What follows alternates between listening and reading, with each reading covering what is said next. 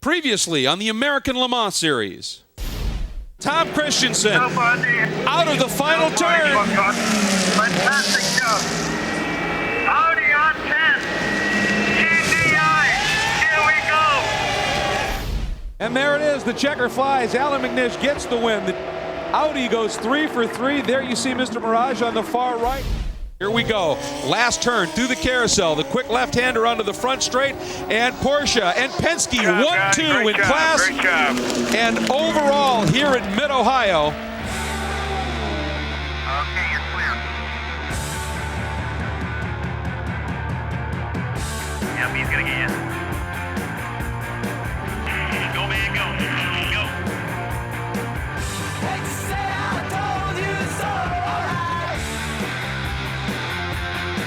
Come on!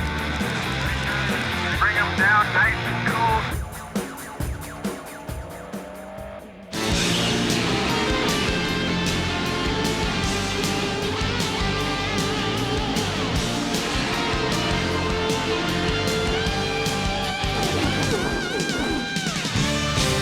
Welcome to Northwest Connecticut and an absolutely sun-drenched Lime Rock Park for the New England Grand Prix, the fourth round of the American Le Mans Series Championship Chase on CBS Sports.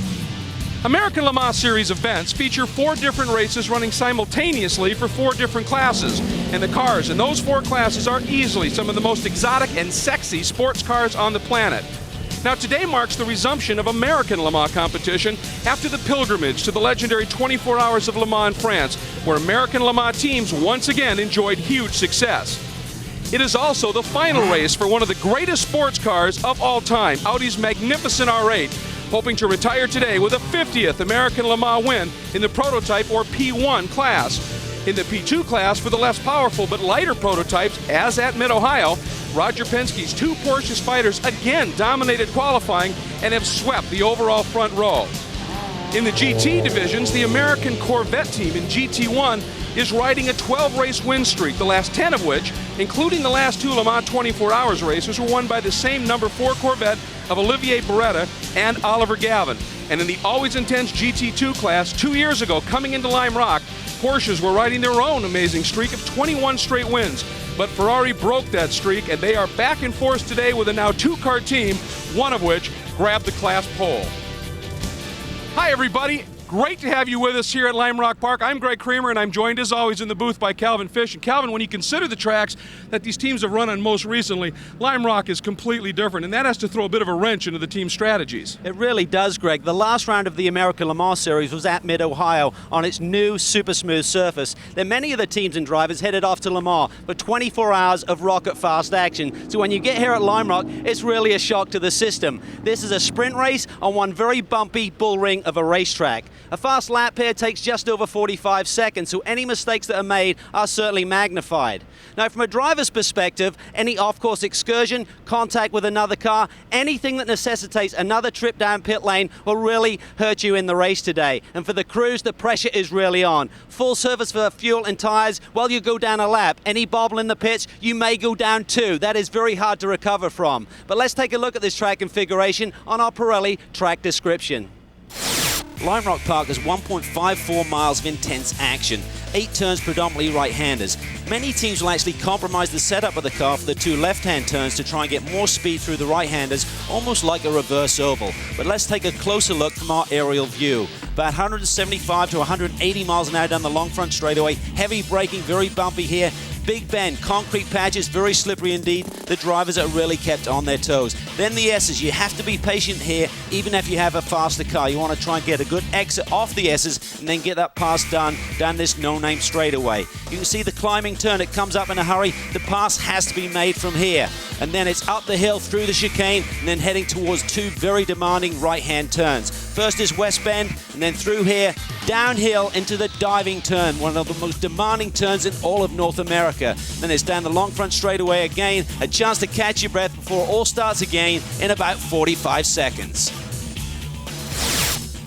And that 45-second reference by Cal is because both of the front row Porsches qualified in that 45-second realm. In fact, 3 of the 4 classes broke the class track records. Now, we're going to show you the starting grid in the upper left corner, but we've once again asked our 4 class pole sitters to introduce themselves to you personally.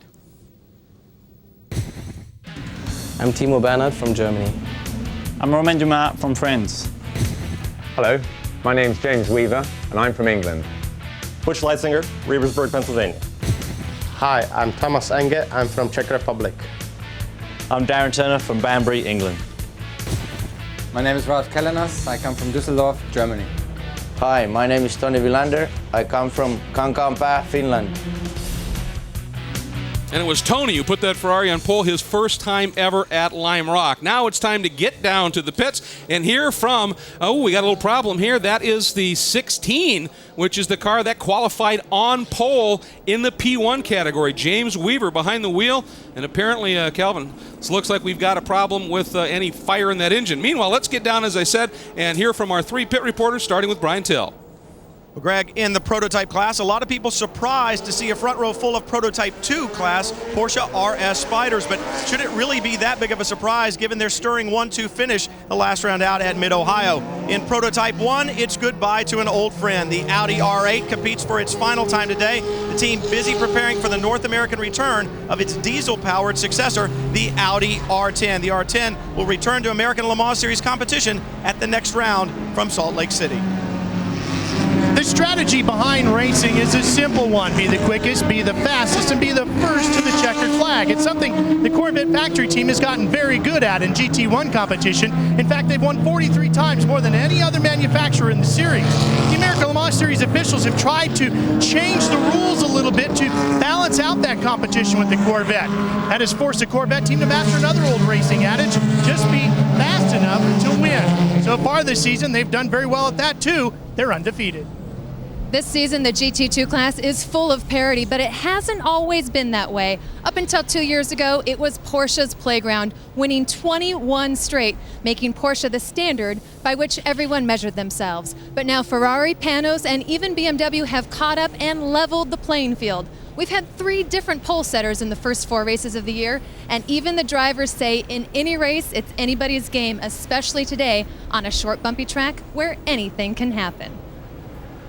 Problems for the 16 car down here. James Weaver sits in it. He said the clutch is completely dead. That means it is down on the floor. They've lost all hydraulics for the clutch, and that is going to be a problem for these guys. Probably a lengthy fix. They will go several laps down after we go green. And that is just about to happen, Brian. The pace car down out of the diving turn, making its way down into pit lane. And watch it as Romain Dumas leads the field down. They start to pair up side by side, the 2 DHL Global Mail Porsches. Here we go, coming to the green. The green is out. We are underway at the New England Grand Prix, heading down into Big Bend, as they call it, a double apex corner. Very slippery, a lot of lock up there. That is the Highcroft Racing Lola, one of the cars that Dyson ran last year, and that has really bottled up the pack behind them. Yeah, Duncan Dayton there has a problem there. You see him moving to the outside of that Big Bend turn, and the Corvette has taken the lead over the Aston Martin in the GT1 category. That's a big move for that team. That was exactly what the Aston Martins were worried about, and Darren Turner and teammates were very concerned about trying to get the lead right at the start. Do not let the vets by, and that strategy has gone away as we hop on board with the 007. That's Darren Turner, the Brit, now following Ron Fellows. He makes his 50th consecutive start in American Le Mans Series competition through West Bend. Tires are not really up to pressure or temperature, and that's a big issue on this bumpy racetrack. Very fast turn here. Ron Fellows had a big off here last year in that very spot. And then the Aston Martin is a lighter weight car. It should have a bit more top speed there. Turner looks to the inside, down into Big Bend. Fellows closes the door. Not quite close enough. You have to think now, after 8 straight wins by their teammates, that Fellows and O'Connell really have the bit. They want to break that streak. They've got to turn things around, and they've been close on occasion, but they have not got to the victory lane in almost 12 months. And now we're looking at those lead Porsche Penske's right at the front of the pack. 16 cars heading back to the garage. This is a big blow for this team. They ran here so well last year. This is the home track. Big disappointment for the fans. Weaver, although he was not able to match the speed of these Porsches, did break the P1 record. They really felt like they were in with a shout. Should there have any problems we follow the Porsches, they would be there. And once again, Calvin, you're seeing heading into Big Bend, heading on to No Name, and a couple of other spots, the bumps that this track still offers up. The question is, have the Porsche to solve that issue? Well, they've had some reliability issues that took them to round 3 to even see a checkered flag this season. Then they had a 1-2 in the victory, of course, at Mid-Ohio. But the transmission has been the Achilles heel. What they're doing now is changing that transmission overnight before the race today. So they got a brand new fresh gearbox in the car. And here we see that R8, the legendary sports car, had so much success right now in the hands of Capello, who won the championship with his teammate Manish back in the year 2000. It was the R8 that won here last year in the P1 category and overall. Here's the number 20. Now this car struggled in qualifying and had to start near the back. Brian? Problems all weekend, it seems like, for the Dyson camp. Standing here with Rob Dyson as he watches his 16 car or 20 car go by. Rob, the problem for James Weaver, this is your 21st birthday here at Lime Rock under competition, but this is not the way you wanted it to go. No, you depressed the clutch and it went hard and then went soft, so we got a problem with the clutch system. Pretty different and pretty unique. It doesn't, I don't know, we've never seen anything like this, so you know, the guys who took it back to the truck and try to get it back out, it hurts us here because you can lose a lot of laps very quickly. And the 20 car? No, it's the 16 car. No, in the 20 car, how's that running? I know you had problems in qualifying. 20 car, it's running fine. Yeah, so far Chris is doing all right. I mean, you know, 2 or 3 laps, but he's coming up from the back, which is always kind of exciting. So we'll keep an eye on Chris and then hope we can get James out. Keep an eye on the 20, guys. It's the last bullet in the gun. And already from 21st to 10th for Chris Dyson and making his way up quickly. But as you alluded to earlier when you were talking about the track description, you've got to be a little bit patient in spots because if you stick your nose in the wrong spot, somebody's going to wipe it for you. It's really difficult. I mean, there are certain areas of the racetrack the cars can't get out of the way. So if you're the faster car coming through, you just have to wait. And Chris Dyson's doing a really good job here. The one thing he wants to do is to get back towards the front of the pack and then hopefully get a caution and get some of that track position back to him. And here is a great development for the BMW team from Milner's PTG program. Joey Hand has leapt into the early lead, and by my reckoning, Calvin, it's the first time we've seen the BMW out front in this class all season. A great development for them. This is a big turnaround. They've really had problems in the opening rounds, mainly with the brakes. They've found the problem with that, and the advantage that this team has here at Lime Rock Park, they're the only car in the GT2 category that has anti-lock braking system on it, so that will really have a big major role over the bumps here. But Joey Hand, what a recovery he's made. He had just a spectacular crash at Mid-Ohio just last weekend and wasn't sure he's going to be fit enough to run, but he's shown he's got the speed immediately. Great performance by Joey. And here's a look at GT2. That is the margin. There you see Joey Hand. Right behind him is the Finnish driver, Tony Vilander, in the Ferrari. And then right behind them, you see the number 31, the Porsche of Jörg Bergmeister. And the next car up is the number 51 Panos, Tom Milner behind the wheel of that. So there you are. You take a look at that at the line. Those 4 cars, 4 different makes in the top 4 in GT2. As Heather said, parity. This is awesome stuff. GT2 is definitely the category to really keep your eyes on this season. Joey Hand there. This car is really fast through this twisty stuff and on the brakes, but down the straightaway, it's got a 6-cylinder engine, doesn't have the power of some of the competition. Oh. There we see the other Ferrari having problems. That is the 62, and that is a car that has struggled all weekend. Yeah, Mark Janae, and that car had a big wreck in qualifying, as I recall. Looked like he might have had some contact there with another car, cut the bodywork down, which has got into that right rear and cutting down. And then there's a big battle here with the Corvette and the Aston Martin again, Greg. The 007 has gone back around number 3 Fellows and has picked up the lead in the class, and as we said, that is huge. They have had so many problems this year, dropping behind the vets, then a caution, and a pace car comes out, as you said, splits the pack, etc. Their whole mission here was stay in front of that vet. They lost it, but here's how they got it back. Down the front straightaway, the Aston Martin always has great straightaway speed, and they knock. Whoa. Ron Fellows didn't want to make it easy there. Darren Turner barged his way through, but I think he really had the line. This is a big surprise. The 6 is in pit lane. Huge development, and that is Sasha Maassen behind the wheel, and there was a lot of debris on the outside of Big Ben, Calvin. Well, you can see some damage here possibly on the rear end of that car, and it looked like the front suspension was locking up at low speed in pit lane, so he may have gone off or had contact with another car. Certainly some damage there, Brian. Damage to the nose, but damage to the left front wheel as well. The wheel is broken. They're putting a new nose on, but they're going to have to change tires on this car because they've got significant damage to that left front tire. A costly mistake. You know, you have problems here at Lime Rock. You have to pit under green. You're going a lap down. Well, let's go back and see if we can see what happened. You would suspect there was some contact maybe with the 62.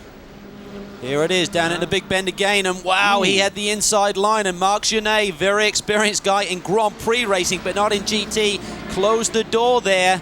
I'd have to say that Sasha Masson really should have had the line there for that corner, but Marc Genet didn't want to give it to him, turned in quite abruptly, and we talked about you got to be patient around this racetrack, and talk about contact with race cars in the open. It costs you dearly. This is costing this car a lot of ground in the pits here and in the points chase. Still working on that nose, a problem getting it to fit, and that's one of the concerns with some damage, is if it moves one of those mounting points or the pins for that nose, that can extend that pit stop. Here are your 4 class leaders, keeping in mind the P2 leader leads overall. When American motorsports began over a century ago in Chicago, a small company not far away had been making quality tools for 50 years. Klein Tools has always understood perfection. It's in every tool they make. It's in everything they do. It's not just that they are the best. They have been the best every day for nearly 150 years. Racing rewards perfection. There are tools, then there is Klein. Tools worth asking for.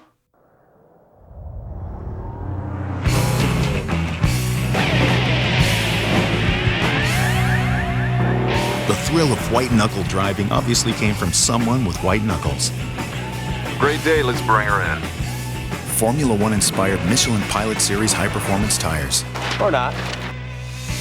Turn your performance car into a 12-month machine. Michelin Pilot Exalto all-season tires. Michelin, a better way forward.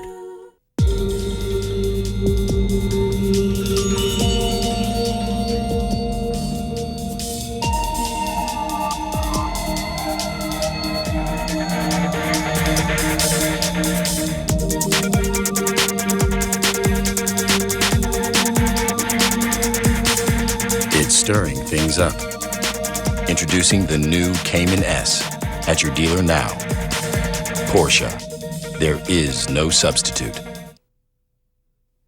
CBS Sports coverage of American Le Mans, the New England Grand Prix, is sponsored by Porsche. Porsche, there is no substitute.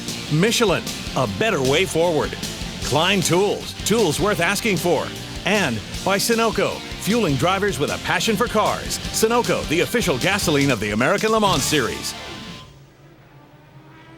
And as you can clearly see, a huge crowd on hand here at Lime Rock Park, and they've been watching a great show thus far, but right now they're watching a full course caution. A number of reasons for it.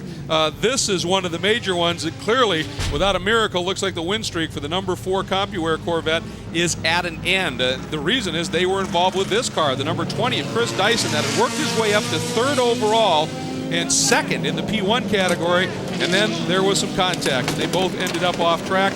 Dyson able to get out much quicker and was able to get into the pits, but of course all that hard work is gone. And for the number 4 Corvette, as we're watching the activity going on in the Dyson Tetford Norcold pit, is the incident. Now we want to show you the incident between these two cars that caused this caution, Cal. Well, they're coming through the S's here, through the left hand, and then we talked about in the open, you just can't make a move there. Even if you have a faster car, Chris Dyson just forced the issue there. Olivier Beretta believed he had the line. We heard from some radio communication on that. Let's take another look.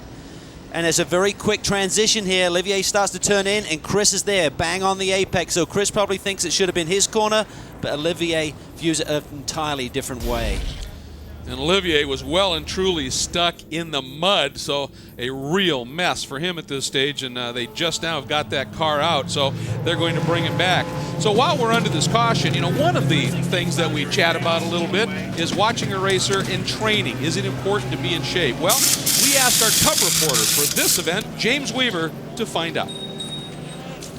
These lads here have asked me to interview some of my fellow drivers and find out what they do to keep fit. So I thought I'd start with you and see how it goes, and then we're going to have a word with Ollie and Andy and a few of the other lads. Oh, right. You do Ollie after me. That's a good idea. Because we have a very similar regimen, if you haven't noticed that. Yeah, I have as well. And I know Andy does an awful lot of running too. So I mean, what's your favourite? I suppose someone's already said running from the pub, running to the pub.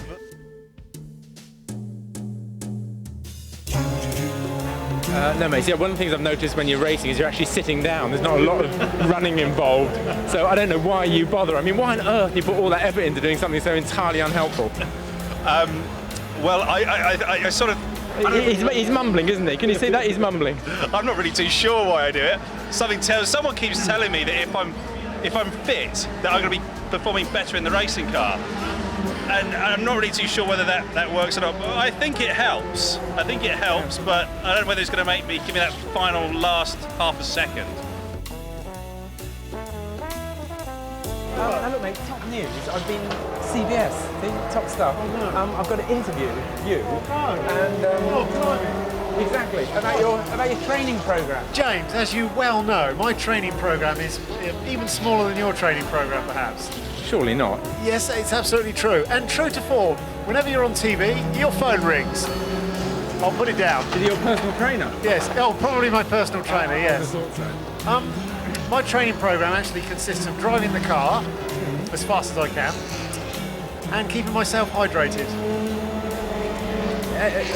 Running around the airfield trying to catch the odd flight, any sort of little extras? No, not really. No, this is quite disturbing, this interview, because normally you're not interviewing me. We're normally on the same side of the fence. What's gone wrong? I don't know, mate. I think they must have asked everybody in the paddock. For some reason, they wound up with me. But they said, what do I do to keep fit? I said, well, quite frankly, absolutely nothing. So they thought, well, that's going to be a really dull interview. We better go and find out if anybody else does more. Well, obviously, my interviewing technique is sadly lacking, and despite my best in-depth efforts, all we've managed to learn so far is that Ollie Gavin is the only one worth employing. So from CBS Sports, I'm James Weaver.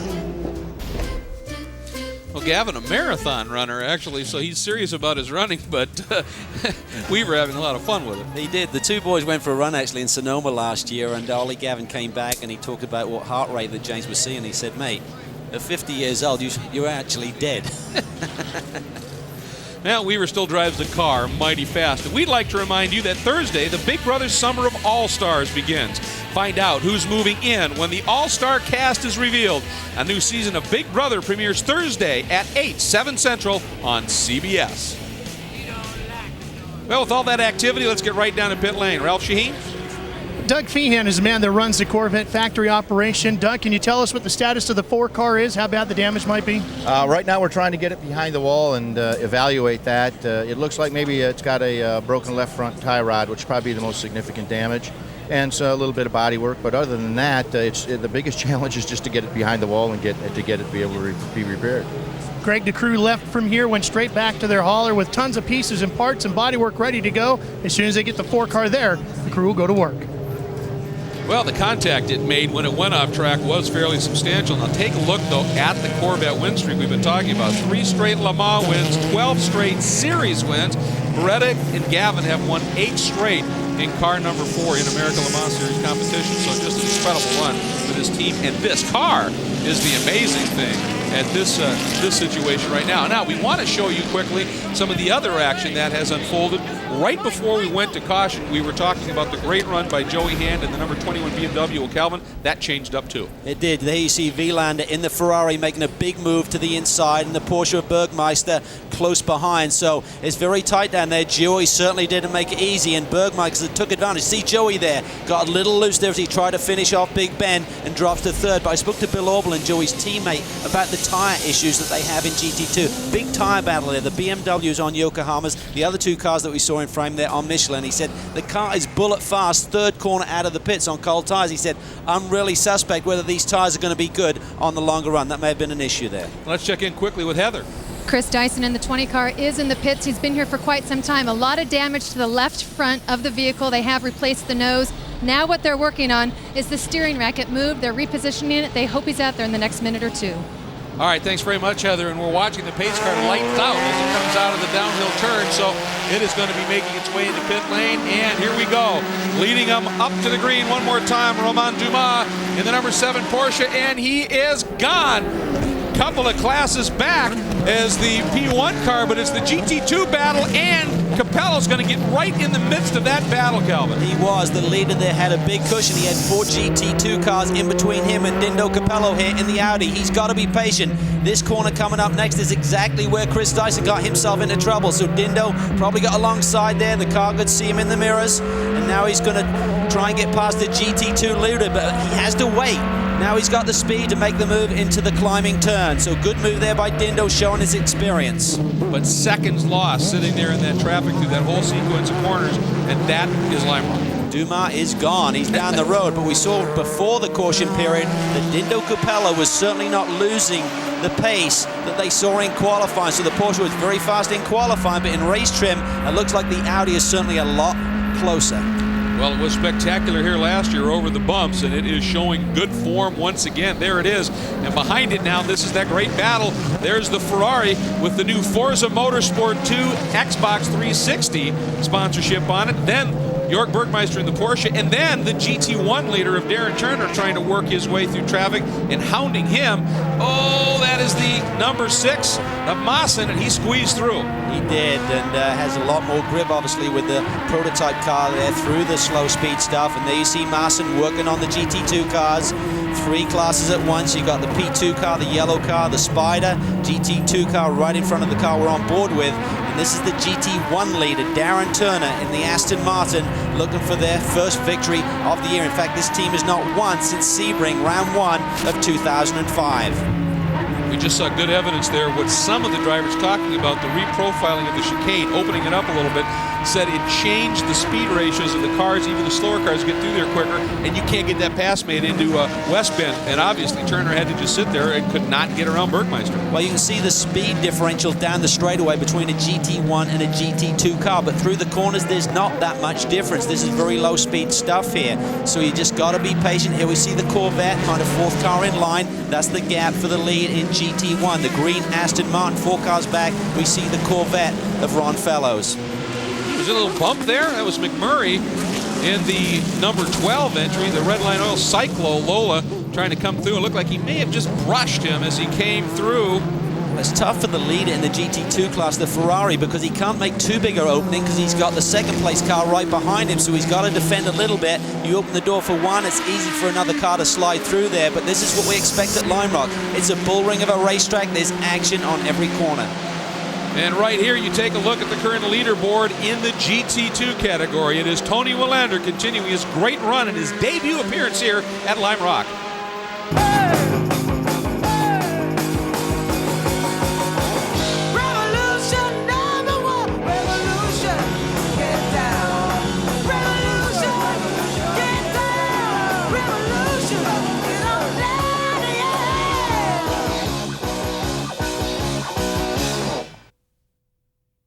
Who knew mud was so big and chocolatey with a little birdie? Come on, behave yourself. especially between my toes? Free time to create your own story. Join Hyatt Gold Passport to earn free nights fast with no blackout dates at Hyatt hotels and resorts worldwide.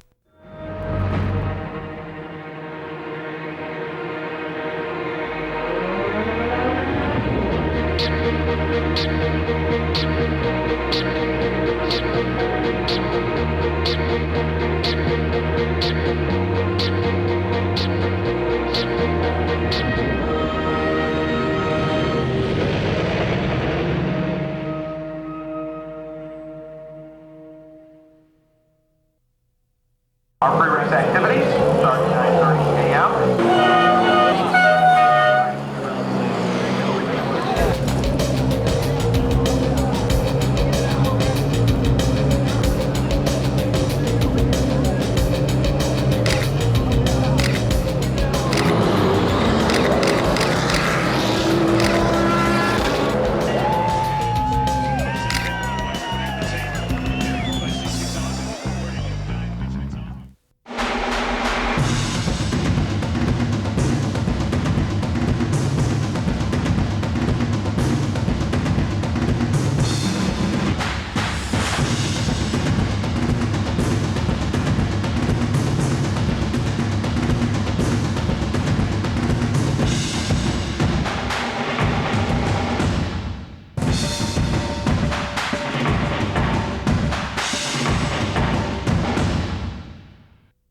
It's time to turn your passion into performance at Pano's Racing School.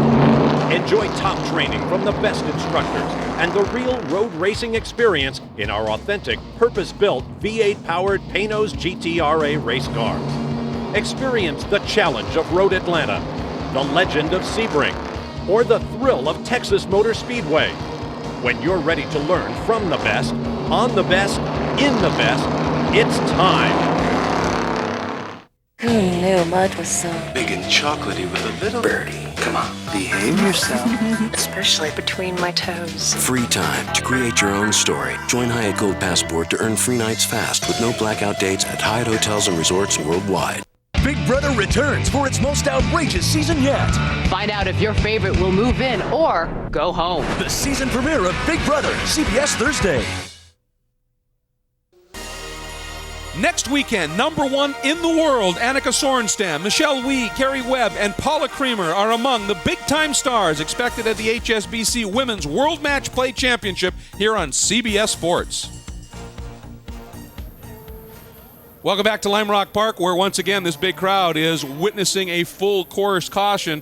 And Calvin, the reason for this caution is a big shunt at the bottom of that diving turn. Yeah, very high-speed accident down there. Certainly some concerns about the drivers involved in that incident right now. Jamie Bach and Tony Villander, two guys from different classes, but they got into it. And we're going to take a look at the replay here and see exactly what happens.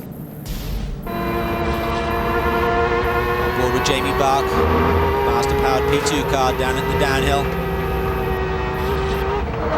He just loses it big time. I don't think there's any contact there, but there's the contact. What a whack into the wall, but wait. There comes the G22 leader. Tony Villander essentially T-bones him. Here in the slow-mo, Jamie Bach front end first, whips it around, and then wait for the red Ferrari to appear in the dust. Bam! Hopefully those boys are okay. Boy, and one of the questions was there fluid down of some sort? Well, Heather might have the answer. She's with Jamie. I am joined by Jamie, who just came in from the track. And first of all, Jamie, how are you? I'm doing all right. Car, I wish could say the same, but it'll be a little bit before we get that put back together. It seemed like there was some debris or oil out on the track, and back end just all of a sudden went around on me and lost it and ended up in the tires. And unfortunately, the Ferrari made its way through as well and ended up collecting into my car as well. So not much you can do. That's racing, I guess. We certainly wish you the best of luck, and quick healing back to you. That was a big hit, and Heather speaking to Jamie, and she also a little bit earlier in the weekend, or in the week actually, spent a little time with another driver in a very different setting. So often you hear of how professional athletes like to cross-train, but I'm not sure there's anything more extreme than going from being a professional car driver and all the power and speed of the track to actually going out to the serenity and beauty of a golf course, which is exactly what David Brabham likes to do, and we're going to hit the links. So David, when did you start playing golf? When I left school, which was about 16, I came over to America to watch my brother Jeff racing in the Champ Car series that he was doing in, I think it was 1982. And he introduced me to golf, really, and I've been playing ever since.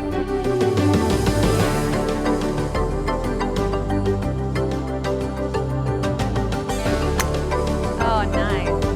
Woo! How do you think a day like this can help your race on Saturday? I think for me it helps a lot because we have such a manic lifestyle within the racing industry. For me, I'm always trying to find a balance, and coming out here you just have to look around here, it's just beautiful, and I just mentally absorb myself around the area, and because it's so peaceful, I become peaceful. And so when that happens, I then have this sort of balance. I go to the racetrack, and I'm able to then switch it on with a clear head. So can we take a little credit for a podium finish, perhaps? Absolutely, absolutely, yeah, why not? Well, hopefully we've relaxed you a little bit and gotten you ready for a great race at Lime Rock this weekend. Thank you, yeah. Thanks for inviting me out here and having a hit. It's been Thanks for really the fun. cool. You can't beat this. If this is work, I'll do it Absolutely, anytime. yeah. Should we do it for the next race as well? So I guess it's time to start scouting some courses for the next race in Salt Lake. Hard to believe that David hadn't hit a golf ball in over 2 years, and what an amazing athlete he is. Not only did he swing right-handed, but he swung with his left hand using my clubs as well, and it was almost as good, guys. And one thing you didn't hear on that piece, a couple years ago, actually hit a hole-in-one. Every golfer's dream. He hopes that mental prep carries over to the race today. Well, it definitely was a sweet swing. Now, we want to pose the question for you as we bring you our SUNOCO Forgotten Fact. And it is this: who won America's first professional road race, which was held right here at Lime Rock in 1958? Mull that one over, and we'll be giving you the answer just a little bit later on in our coverage here from Lime Rock Park. Now, our coverage of the American Le Mans Series will be back with a green flag, hopefully very shortly. We're going to take a bit of a break. We will continue after this message and a word from your local station.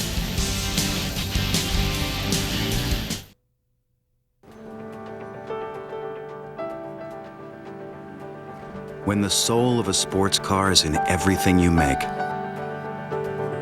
something bold and unexpected is bound to happen. Introducing the SUV you never saw coming, the all-new Mazda CX-7. Turbocharged, direct injected, and like every Mazda, it all comes back to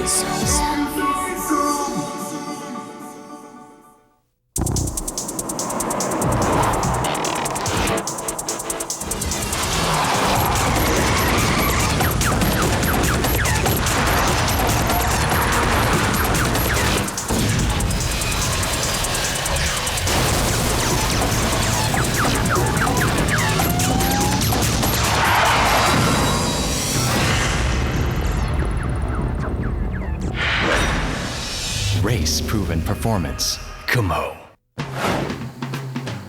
Do you really need a titanium driver? That magnesium frame spinning reel? A 60-inch screen?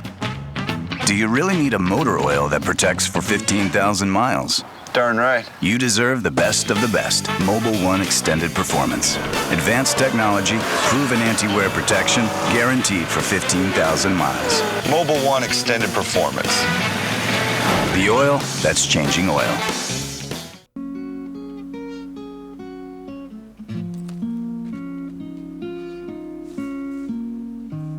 There is everybody.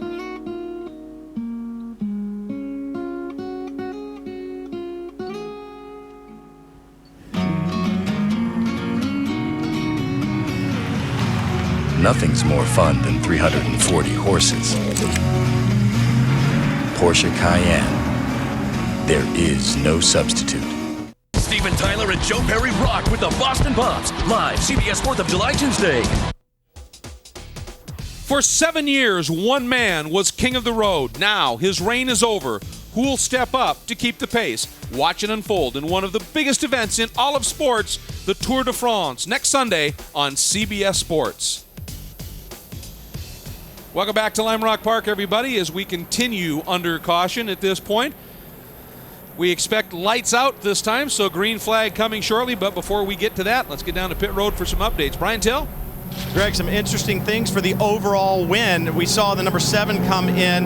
Romain Dumas got out. Timo Bernhard took over that Porsche Spider, went back out on the track. The Audi stayed out for another lap. More importantly, he stayed out for another minute and a half before he came in and did his stop. The thing critical about that minute and a half, guys down at Team Audi say you've got to spend 45 minutes in the car to be classified as a driver. Otherwise, you'll have to come and get back in the car. They say Dumas headed to pit lane 43 and a half minutes into this event. Will he have to come back in and get back in the car from Timo Bernhard? We'll have to wait and see. If so, that will be a costly mistake for the guys at Penske.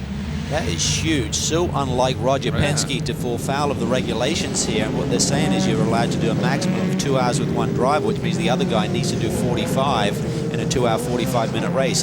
For sure, Dumas was in before that mark, so there you see Roger Penske. I'm sure he's aware of it now. Will determine how they can work the strategy to fix the problem they have. The other question, we've had a couple of cautions. This one very long. How is that affecting fuel?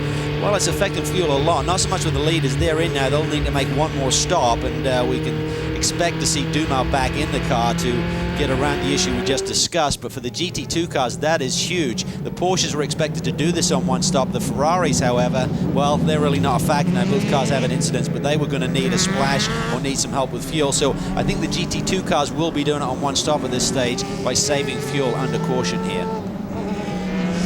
By the way, the GT2 lead is still the number 31 Porsche. Patrick Long, though, behind the wheel. Joey Hand remains behind the wheel of the BMW in second. And as we're coming down for the green flag. Green. There it is. And the overall leader is Chris McMurray in the Jean Richard Lola. number 12, one of the LMP1 cars, some pit strategy paying off for them. They lead overall at this stage. You see the car sitting behind them on the track is the leader in GT1, the 007 Aston Martin of Darren Turner.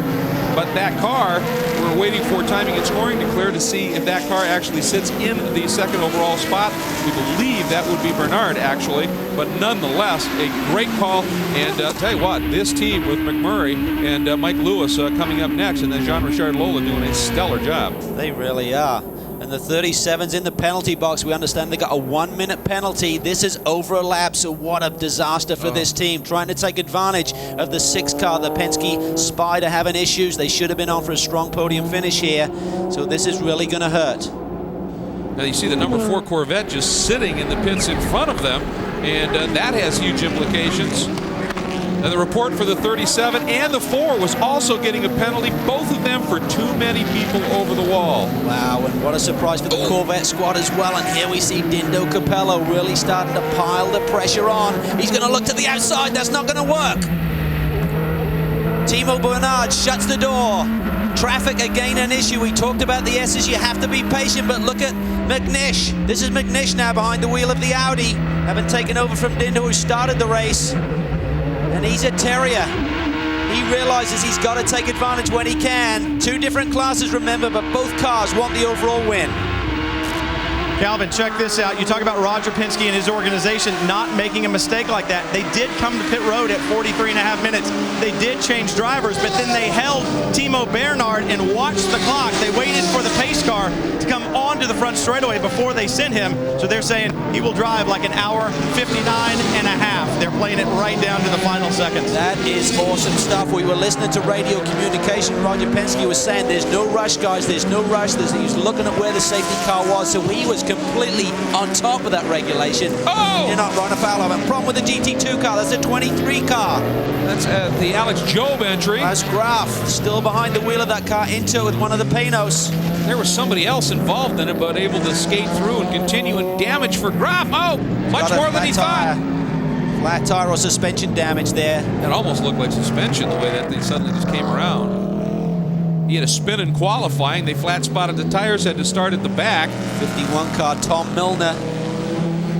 First year with the Panos squad, so I think he's the Panos of the 2 that are entered here that got into it here with Klaus Graf. And yes, you're right, Greg, there's suspension damage there. As soon as he turned into that corner, just spun him around. Severe tour, as we call it in the rear suspension, as the leaders go by. Take another look. Down into Big Bend. See the Panos. Graf got in deep. Milner tried to take advantage of it, got to the inside, turned him around, and there's David Brabham right behind. Narrow missing it. Let's take a look from on board with David Brabham. He's running second in the championship right now. He needs to stay clear of trouble. Up ahead, you see action to the inside of Big Bend. Graf gets in too deep. Milner ducks to the inside. This is on board with David Brabham. And then Graf tries to take the line back, and Tom Milner just collides him in the side, turns him around, and then as the spinning 23 car then turns the 51 machine around, David Brabham through, clean and clear. Well, you saw the experience of David Brabham paying off there. Meanwhile, let's get down to Ralph. Well, the 51 car is in, and it looks like there will be a driver change as Tom Milner has crawled out of the car.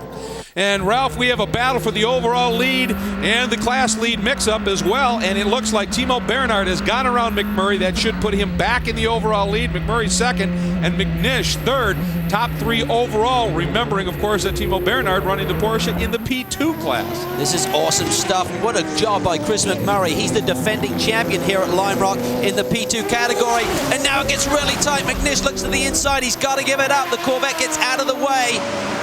Good job by Alan McNish there, not forcing the issue. That was going to get ugly.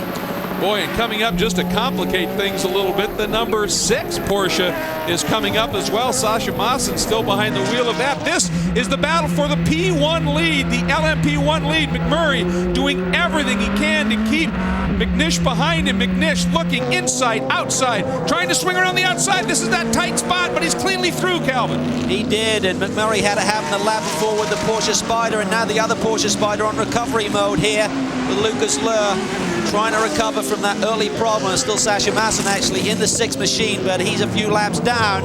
But Chris McMurray doing a great job there. He didn't give it away easily, but recognized that Alan McNish had a faster car, and Alan's now looking to chase down the overall leader, which is the P2 number 7. Yeah, serious kudos to Chris McMurray for that job he did holding on to that John Richard Lola. Nicely done. On board now with McNish whistling down the front straight in the R8.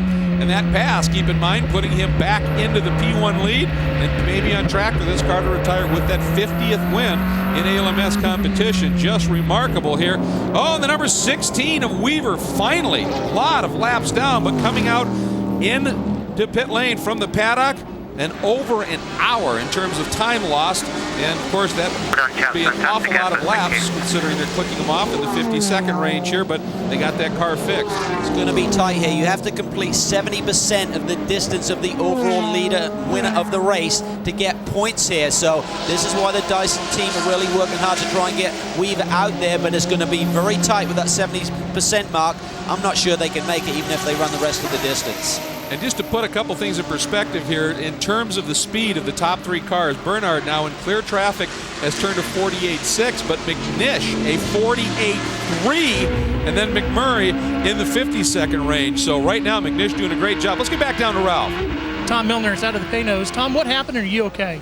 Yeah, I'm fine. Going to turn 1, the 23 car tried to outbrake the 21 car going to 1.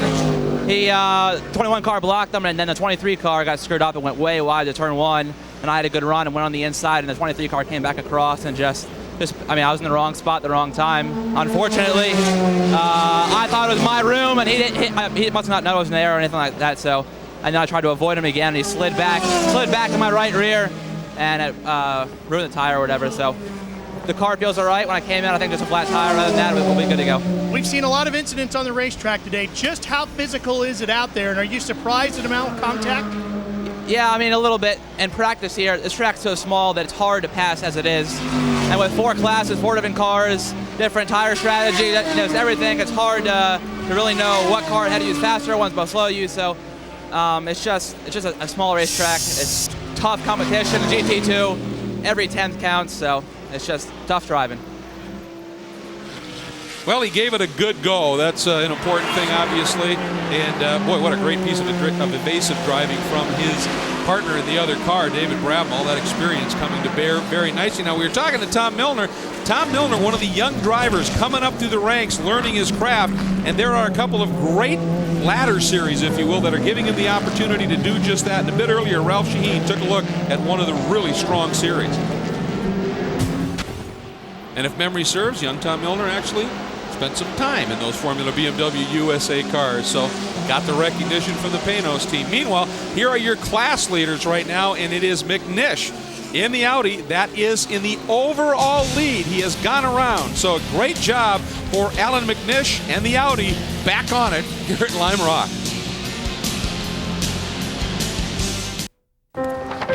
What if great ideas weren't cherished? What if they carried no importance or held no value?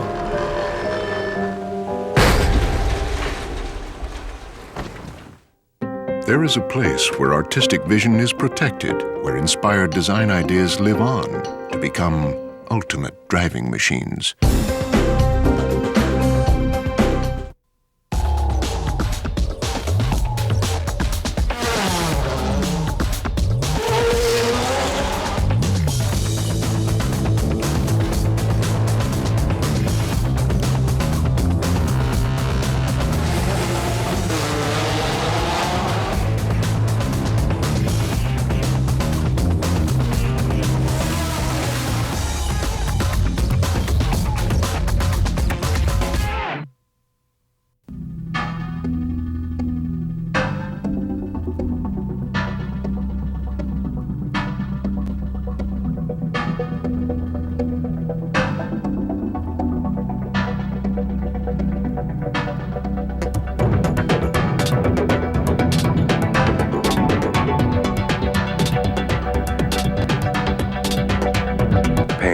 Esperante, purebred American sports car. Tomorrow on Dave. When you and Vince go out on a date, what do you do? Jennifer Aniston plus Rhinoplasty Barbie. New summer toys tomorrow. Who will be the next rock star? There's nothing more emotional than being on stage singing to people. It's a challenge to me to do rock and roll. I've been playing music forever. It's been my life. One of these 15 rockers will become lead singer of Tommy Lee's new band, Supernova. Who will it be? Rockstar Supernova premieres Wednesday and a new episode CBS Thursday. We are back at Lime Rock for the 4th round of the American Le Mans Series, and we want to show you our Michelin tire summary, which is basically a rundown of who in the field is running on what tires. And Michelin has 13 cars covered: Pirelli, Ford, Dunlop 3, Yokohama 2, Goodyear, and Kumho with 1 each. So Michelin obviously right now has more tires on most of the cars on the field at this point. We also want to give you our Michelin tire tip, and for that, let's get down to Heather. Well, a lot of people wonder, with race tires having such a short lifespan, why they're not reused or donated. Well, the tire industry is just so competitive that the technology is quite proprietary. Actually, after these tires are used, they're taken back to the factory for research and analysis. They're then actually destroyed so that nobody can take that technology. At the track themselves, oftentimes, the Michelin engineers will carve out the tires. Those pieces fall onto a tarp. They are gathered and once again taken to the factory and destroyed.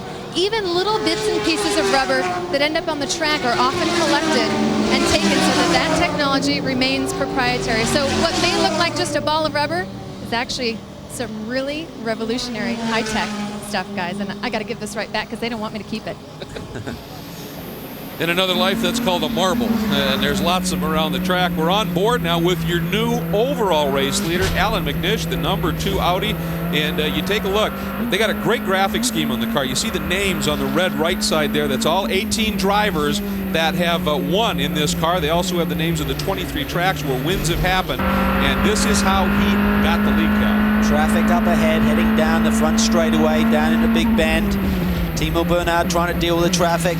He gets hung up there a little bit, and then he drops a wheel. McNish just hovering, just waiting, and then he gets the run to the inside. This is a risk. Oh, look at the Panos. Nearly squeezes Alan McNish. Then he sees him, gets out of the way. That'd be David Brown behind the wheel of the 50. Then he slides inside of the 22 car, Justin Marks.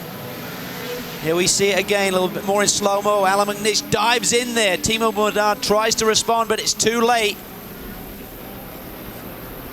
And on board with the 7 car, this is Timo Bernhard. He's looking at the traffic. He's trying to open the door first. Dealing with the 16 car, I think, sliding down the inside. James Weaver on a tear. Many laps down. See the Panos there, nearly clobbers Timo's side of the car. And he gets hung up. Timo thinks go to the outside, tries to flick back. McNish fills the gap. Talk about threading a needle for McNish. That was inside, outside, absolutely brilliant. And there you see the margin. That is the margin, folks, for the overall race lead. And of course, it's the 2 leaders in the 2 prototype divisions, McNish in P1 and Bernhard right now in the P2 category. Now let's drop back to GT2, where we have a tremendous battle going on. That's the 31, Patrick Long, the MM Pi Peterson White Lightning Porsche, leads the class right now, and you can see those overall leaders working their way through. Then a couple of seconds back is Joey Hand, and right behind him is David Brabham. So again, the battle in GT2 very strong right now. Long getting a little bit better run, I would think, through some of that traffic. Well, they're trying to turn things around. They're the defending champions coming off the win last year for the championship, but they had a huge wreck. Jörg Bergmeister actually run at Le Mans in this car and had a massive shunt at one of the chicanes. They had to completely buy a new chassis, rebuild it here on site over the last 6 days, and they were immediately up to speed. So what a great job the team has done to put a car underneath these drivers that is as quick as the one that was crashed. Calvin, they couldn't have done it, however, without the strong and very loyal fan base that is Porsche's customer base. They had to come back to the U.S. without a car, and they ended up finding a gentleman by the name of Rusty West out of Newberry Park, California, who had the very last 996 base 911 GT3 RSR that was built and imported into the U.S. He had already run 5 races with the very car this year, was in the middle of his own championship fight.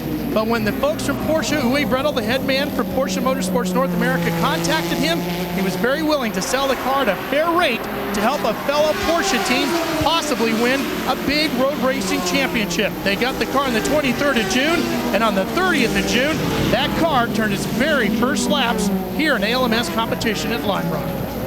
That's an amazing story, Ralph, and the fact that in that very first turn of the wheel, Patrick Long in that first practice session here turned the fastest time gives you an idea of just what kind of faith he has in that crew doing that complete rebuild. And they said the only thing from the car that they got from West was a couple of wires and a couple of hoses. I mean, everything else was brand new, in quotes, that the team had. Just amazing. Now, Pat Long driving this car. Yeah, maybe you'd like to learn a little bit more about Patrick Long. Here is Fast Access. Good steak is always going to be better than pizza, in my opinion, but I'm a fish lover, so I'll take some sushi or a good piece of sea bass before I'll take a steak. I'm into poker right now, so I guess that would be under the board games, but Monday nights are our poker night when I'm home and get a little crazy, so that's fun. Definitely dogs. Cats are mysterious. They're always up to something. I believe they run in a second life, and I'm also allergic to them, so that doesn't work. Usually like to dress down, but once in a while it's fun to get all suited up and booted and see what everyone's got. I think the guys got an easier job than the girls do, that's for sure, so it's fun once a year. And right now, Patrick Long is trying to work his way around one of those Pano Sentries there. That is not always the easiest thing to do here at Lime Rock, especially cars that are relatively equal in the same class right now. And he is just sitting there trying to get that car put behind him, give himself a little bit more of a buffer to Joey Hand and David Brabham at this point. And working their way down through the diving turn. If you recall earlier, we had that big crash into this very corner involving the Ferrari of Tony Vilander, and he is with Heather. Heather? Tony has returned from the medical tent, was actually getting some attention on that right foot, but now, Tony, can you tell us what happened? There was rumor that there was a lot of debris out there on the track. What happened? Yeah, I was catching, in a few laps, I was catching on a quicker, let's say, I think it was LMP2 car, and I obviously had the pressure from the Porsche from behind. Several laps before, so I was pushing a little bit, not trying to overdo it. Coming to the last turn, I saw the car in front of me. He lost it like in a really strange way. I leaped up immediately, but at the same time I lost it in the same way. I had no time to brake, no time basically to do anything. So I'm really sorry for the team. At the moment I feel more sorry for them because they worked really nicely the whole weekend. I had the chance to race here, which was really, really nice experience, and I'm sad that it finished this way. How difficult was it to navigate this race? This is actually the first race in the Ferrari for you, and it's a very short, bumpy track. How much was that a factor? No, the traffic was something new, something that I never had experience on this way. I was learning it quite quickly. In the beginning, I was maybe too gentle with the quicker cars, and then I found my way to do it and the way it's supposed to be, and actually it was going quite well. Tony, we wish you a quick recovery. We've been told Tony fractured his right foot. He will head to Finland on Tuesday to get it taken care of, guys. That's unfortunate, and what a great debut performance in the American Le Mans Series for that driver. He is going to be somebody to reckon with, I think, in quite a bit of time. Well, I think the story may have been told there. What he said was he had to jump out of the gas pedal. In that corner, you're really loaded there, Greg, and it throws the weight to the front of the car when you get out of the gas pedal, and the rear is going to get loose on you. But Jamie Bach also said his car went around on him on a sudden, so there may have been some fluid there in the middle of the turn. And right now, by the way, we're on board the 007 of Darren Turner, leading in the GT1 category, running 4th overall, but his teammate, Stefan Sarazan, in the 009 is 0.2 of a second behind him, and only a half a second behind him is Ron Fellows. There it is. That is your GT1 battle for position right now on track. It is absolutely amazing, and we will be back to look at it for sure and keep you up to date on that. Now, we've talked already about some of this little series that are involved to help drivers get some seat time. We want to give you an update on another one. Shh, something's coming. What? Listen and learn. Turbocharged, direct injected, electroluminescent gauges. Sports car. Introducing the SUV you never saw coming. The all-new Mazda CX-7.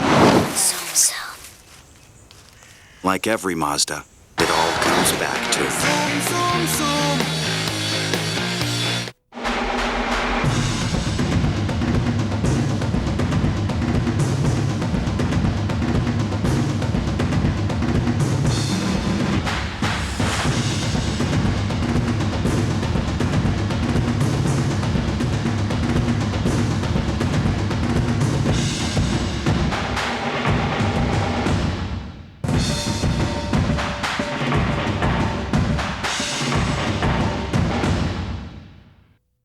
It's time to turn your passion into performance at Pano's Racing School. Enjoy top training from the best instructors and the real road racing experience in our authentic, purpose-built V8-powered Pano's GTRA race cars. Experience the challenge of Road Atlanta, the legend of Sebring, or the thrill of Texas Motor Speedway. When you're ready to learn from the best, on the best, in the best, it's time.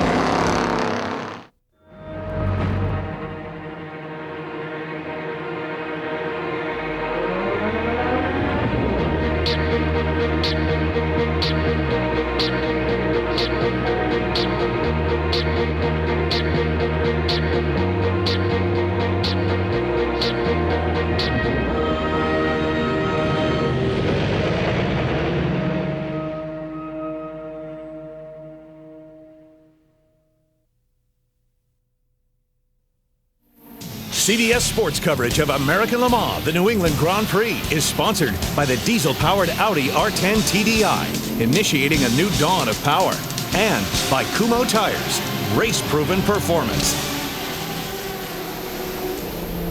We are back at Lime Rock for the New England Grand Prix. Great to have you with us as we continue our coverage here in CBS Sports, riding on board with the Audi. I love that. My other car is a diesel. We're going to see that at the next round in 2 weeks. Coming up in Utah at this point. Here is our current race summary.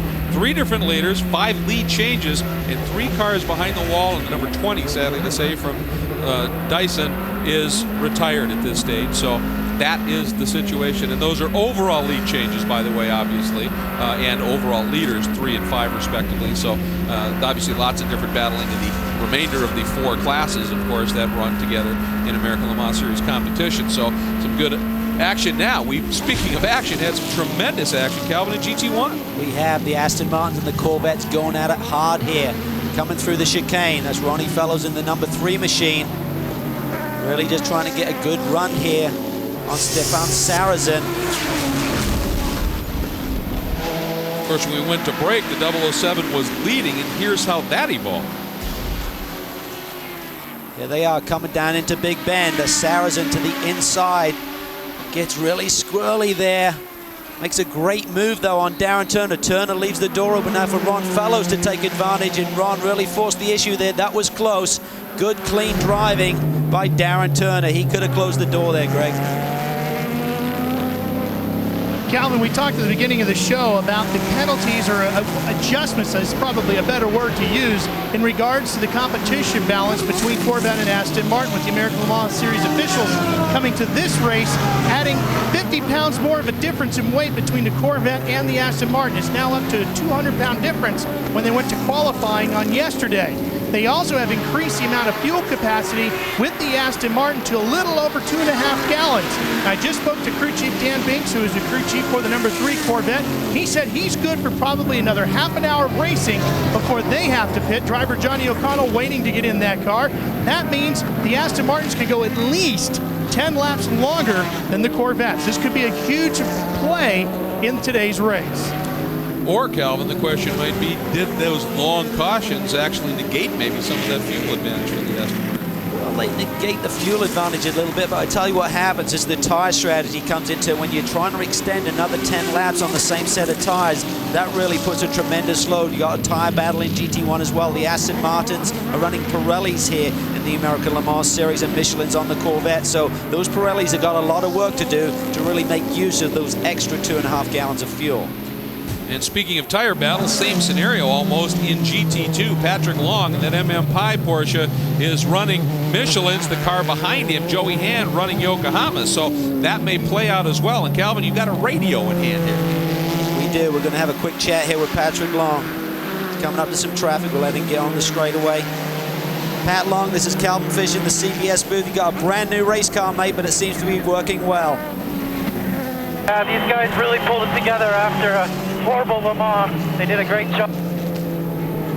There you You can tell he really needs to focus on the car as he gets through this very twisty, windy section. It's amazing how much you really hold the core of your body as you're going through these corners. Very difficult to breathe, let alone talk on a radio as he's going through this really twisty part of the racetrack. We'll try and wait till he gets back to the front straightaway again and ask Pat another question, but he's talking about what a job the team have done. They've worked tirelessly. In fact, they didn't get to bed till 3:30 on Friday morning, having worked on the car continuously to get it ready for the first practice session here. That's a tremendous amount of work to build one of these cars up within 6 days. And here we see the number 7 machine, Timo Bernhard, slicing to the inside. Again, you see the speed differential between the classes. Pat, it's Calvin again. The Ferraris are by the wayside. They had a lot of speed in qualifying. What do you have to look for next from the competition? They're all tough out here. Jorg was pushing that Ferrari pretty hard. He had a great opening stint. Unfortunately, they had some bad luck, but we're just going to keep pushing and run our own race out here. All right, mate, we'll let you go. Good luck. Thank you. Notice that he gave those two RS Spiders a lot of room when they were coming by. Might be because he's going to be riding with them once again as the season unfolds. He does. He's going to be running at Petit, I believe. He ran with the Spider team at Sebring, of course, and that's taken him 2 races out of this car. So Jörg Bergmeister's really on his own in terms of the championship chase this year to defend. Patrick Long missing 2 point scoring opportunities by running in the Spider as a 3rd driver in the much longer races when it's needed. The only American Porsche factory driver, Patrick Long, doing once again an absolutely stellar job. Take a look here, the class leaders right now, and it is Alan McNish in the P1 division out front, leading overall, Bernhard in P2, Sarrazin in GT1, and Patrick Long in GT2. So that's the running order in the 4 classes at the sharp end. Who knew mud was so big and chocolatey with a little birdie? Come on, behave yourself. especially between my toes. Free time to create your own story. Join Hyatt Gold Passport to earn free nights fast with no blackout dates at Hyatt hotels and resorts worldwide.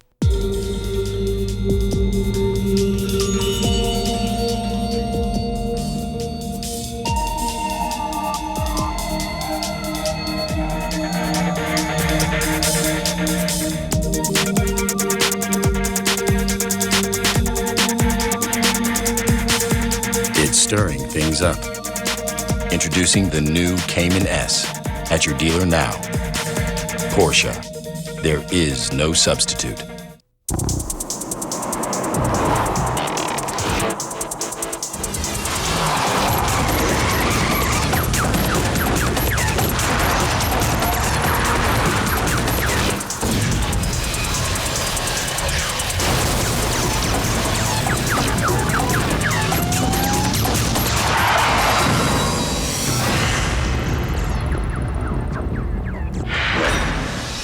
Race-proven performance. Kumo.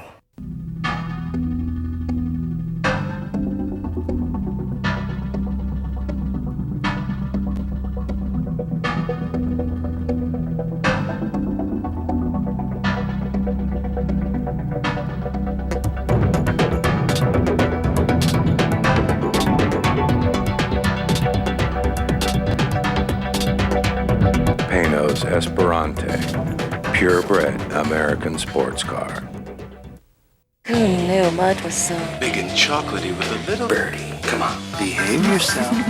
especially between my toes. Free time to create your own story. Join Hyatt Gold Passport to earn free nights fast with no blackout dates at Hyatt hotels and resorts worldwide. For up-to-the-minute sports news, real-time scores, outspoken writers, exclusive video, and award-winning fantasy sports, go to CBSSportsline.com. Welcome back to the New England Grand Prix at Lime Rock Park here on CBS Sports. We are under a full course caution. This one brought out simply by a lot of debris out on the track. There was stuff scattered everywhere, and it was a real mess. So they decided to go caution, and that is why we are where we are. Now, if you were just joining us, at the green flag, the front row, both Porsches leapt into an early lead, but it was not going to last long, at least for one of them, as some problems developed pretty early. Some hard contact here, Calvin. Sasha Masson dives down the inside. The Ferrari gets hit, loses 3 laps in the pits. Then the number 4 Corvette gets into a little bit of a shoving match. Excuse me, that was in GT One, they changed for the lead. Then the 4 Corvette gets into the shoving match with the 009 Aston Martin. Both continued, but for the Corvette, it's going to get worse. Going to get worse there. Chris Dyson dives to the inside in the S's, forces the 4 off into the wet grass, bang, into the barrier. Loses several laps here. Their unbeaten streak is over today. And then the biggest incident of the day by far. Jamie Buck loses it in the downhill. Massive impact with the tire barrier there, and just wait, here comes the Ferrari, the GT2 leader. Vinlander slams right into him. Both guys shaken up, but they are okay. And the action was to continue this now for the overall lead. Alan McNish reading traffic perfectly, then threading the needle. And just dives to the inside there, takes advantage, and what a great job he's been doing. Now we're back with the 3 car, the Corvette. Talk about they're good to go on fuel. The Aston Martin, we believe, will still need to stop. So there's some great strategy going on here in GT1. Johnny O'Connell now behind the wheel after the caution and a quick pit stop. Now, one of the things that unfolded here at Lime Rock was the first round of qualifying for the Klein Tools Pit Crew Challenge. $10,000 on the line at the end of the year, and at the very start of things, the Panos going head-to-head against the number 4 Corvette, and the number 4 Corvette, Ray Gongol and the crew, laying down a very fast time. It looked very good, but you can never be sure as you see him getting the move, making the move away. But then, the 009 Aston Martin surprising everybody with a very fast time. It was very close indeed, but at the end of it, not enough, and the number 4 Corvette gets it, soaking the drivers down with some celebration. But you know what? Olivier Beretta was laying in wait. The ambush, hiding. Here comes the crew back, and he drenched them. He did. He's used to spraying champagne. They won at Le Mans. They've won 9 straight, including Le Mans, 8 American Le Mans Series victories, but that streak looks like it's going to be over today unless we see some major drama here in the final few laps. Well, at least they had this good point of the weekend. Now, here's how the Klein Tools Pit Crew Challenge turned out, and you can see how close it was. But, boy, that number 4 Corvette, Ray Gongol, again, leading that crew, doing a stunning job. Now, as we mentioned, right before we talked about the Klein Tools Pit Crew Challenge, there was a pit stop for the 3 car. Ron Fellows is out, and he's with Ralph. Ron Fellows has crawled out of Corvette number 3. Johnny O'Connell is now behind the wheel. Ron, boy, you got awful close to getting him a couple of times. Is it the extra 200 pounds that's making the big difference here today? Well, it's not doing us any favors, that's for sure. You know, we were able to, the only time we could really get a good run on him was in a traffic situation. And, you know, a couple of times I tried, and that last time I just locked him up too much. I thought that was the opportunity, and just didn't make it stick. There's no question it's difficult for the Corvettes, but it is what it is.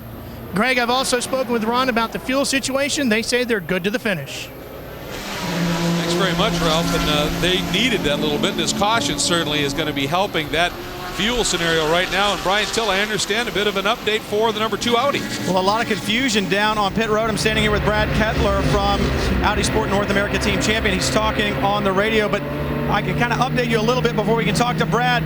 Seems like the marshals waved Alan McNish around pit entrance, probably around some debris, but it looked like they were blocking the pits. He could not come to pit road when they opened the pits. He had to go around for another lap. Brad trying to get this sorted out, see if we can get a word with him. Brad, what's up, bud? Well, one to go next time, Alan, one to go. You know, as we close the pits here in the American Le Mans Series, we were poised to come in from the lead as soon as the pits opened. Alan was instructed, he knew what was going on. When he approached the pit entrance, there was marshals in the road picking up debris. They motioned him past. When they motioned him past, he passed the pit entrance. That's it. He could not come in the pit entrance. It was blocked with marshals. It's a devastating blow to our race, and I certainly hope the organizers can fix it for us. Well, they're looking for a little help from the officials. You heard it, devastating. It has given the 7 car the opportunity to come to pit road, get their stop, and get back out. It's cost them dearly, pal. It has cost them the lead, Brian. Typically what happens is once you get within your window where you can make it to the checkered flag, if you're leading under yellow, you need to pit. If you wait a lap, you're going to lose track position. This is exactly what happened, but Champion Racing did not want to wait a lap. There's some confusion there. Alan McNish thought the marshals were waving him around again as if the pit lane was not open. The Penske Porsche pitted, and hence the 7 car now has the lead, McNish running second. You're looking at the number 7 car, and that's Romain Dumas, who is behind the wheel of that car right now and has made that driver change. Now, we also want to drop in and eavesdrop on Doug FEHAN, who we've got mic'd up, and his comments. And this was a bit earlier as he was responding.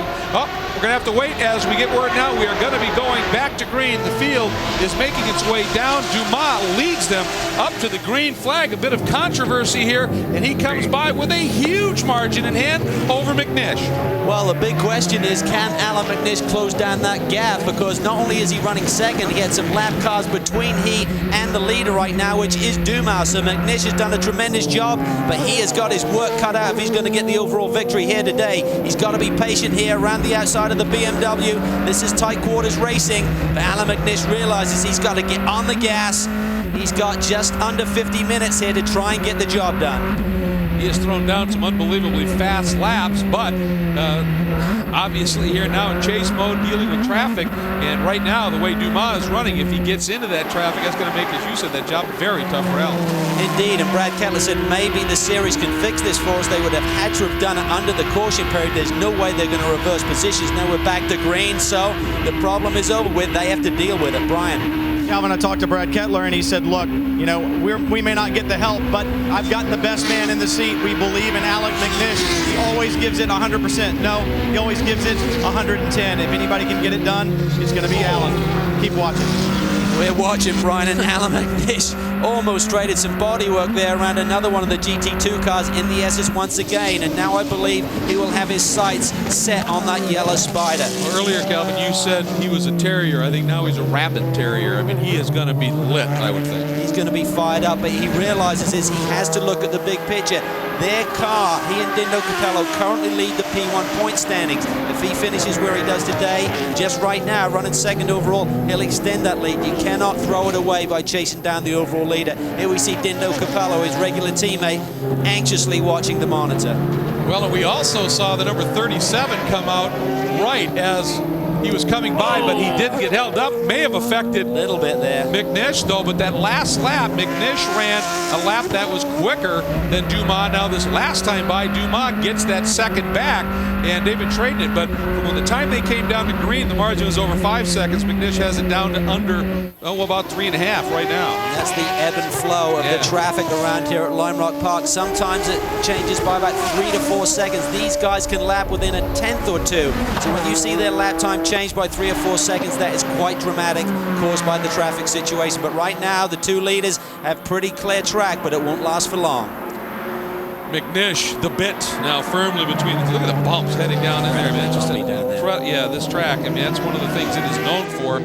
And right now, Dumas swinging through that lone left-hander that can really handcuff you when you've got these setups on the car set up primarily for those right-hand corners. Well, the battle is joined certainly here. Now, get complete auto racing coverage and follow one of the world's premier events, the Tour de France, with live stage-by-stage commentary, daily results, standings, and profiles at cbssportsline.com.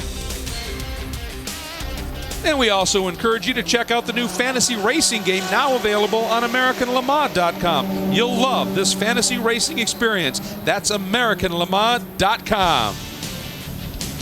Well, here are your 4 class leaders. Coverage of the American Le Mans Series on CBS Sports continues after this message and a word from your local station.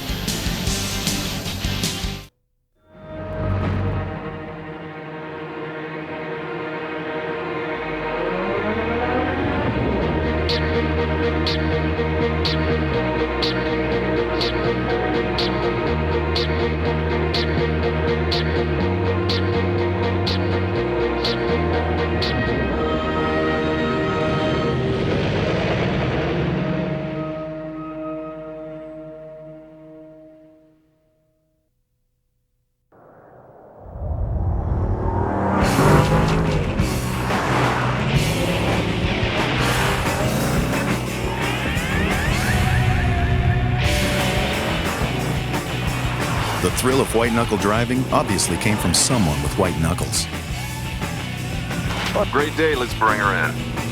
Formula One-inspired Michelin Pilot Series high-performance tires. Or not. Michelin, a better way forward.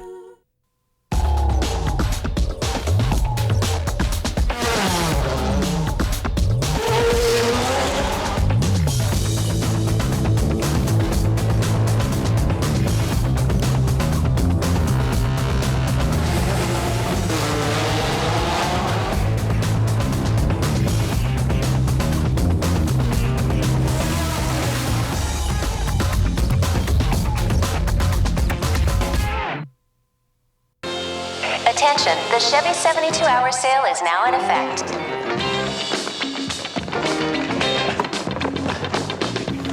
But my life is incomplete and I'm so blue, 'cause I can't get next to you. It's the Chevy 72-hour sale. Now get 0% financing for 72 months on almost every 06 Chevy car, truck, and SUV.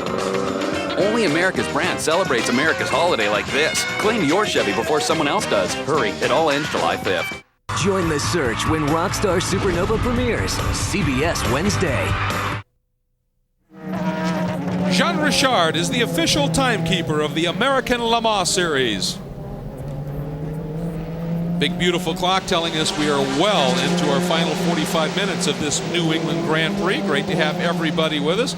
Closing in on the final 35, actually right this moment. 35 minutes to go in this race. Great to have you with us, and we're enjoying some of this great footage from the Porsche aerial cam. And there are some great stories involved in this New England Grand Prix for the American Le Mans Series. You want to check in and take a look at those. One, we're on board here with Alan McNish, and he once again is in full chase mode. He knocked it down to about a second behind our leader. It has fallen off just a little bit now. You see those lights on the dash right in front of Alan. They're the RPM lights. They really give him a warning as to when to shift. They go from green to orange to red. Now we're going to hop on board the number 21 in the hands of Bill Oberlin. His 303rd, folks, professional start and his 174th start in the BMW. Just a remarkable story with Bill Oberlin, and we're going to just enjoy a lap with Bill. 8.5.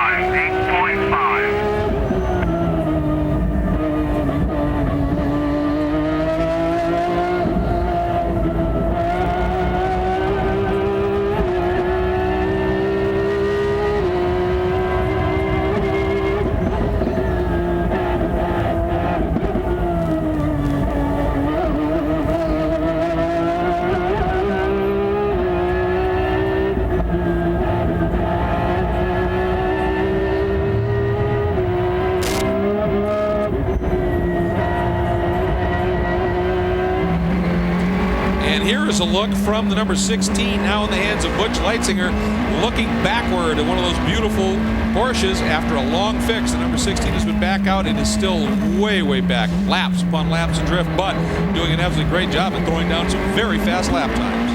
Indeed, and the big question is, can they get to the 70% mark? They have to complete 70% of the laps that the leader does here, the winner of the race, to get points today. So that's just a mathematical equation that can't be worked out at this stage. We have to see how many laps the overall leader does before we can say, yes, the 16 car will get those points for their finish in P1. That's going to have big implications in this championship chase.